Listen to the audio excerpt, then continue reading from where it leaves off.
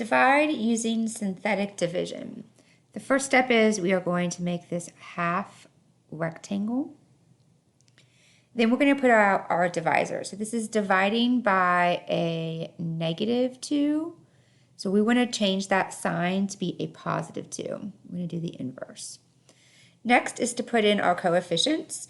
So if you look down at the bottom of the example, it's x to the third power. There's a 1 in front of that, x to the third power. And there is no x squared in our problem. That means it's a 0x squared minus 7x minus 6. So we want to put in the 1, 0, -7, and -6. You want to fill in those holes. Remember that. Now we're just going to bring down that first number. I'm going to put it down here as a 1. And we're going to multiply. So we're going to multiply 2 times 1 is 2, and we're going to put it underneath the 0. Now we're going to add or subtract. So 0 plus 2 is 2.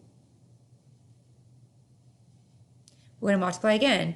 2 times 2 is 4. I'm going to put it underneath the -7. We're going to subtract. That's -3.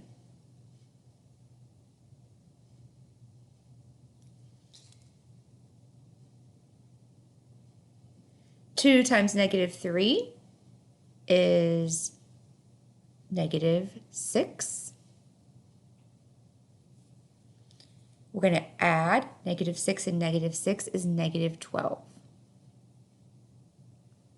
Now it's time to write our answer. Our answer is going to look like this. We're going to go one less exponent. So it started off as x to the third. So we are going to start with x to the second. So it's a 1x to the second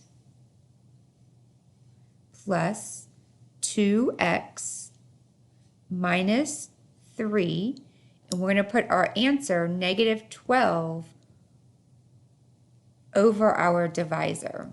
So it's our remainder is -12 over x minus 2.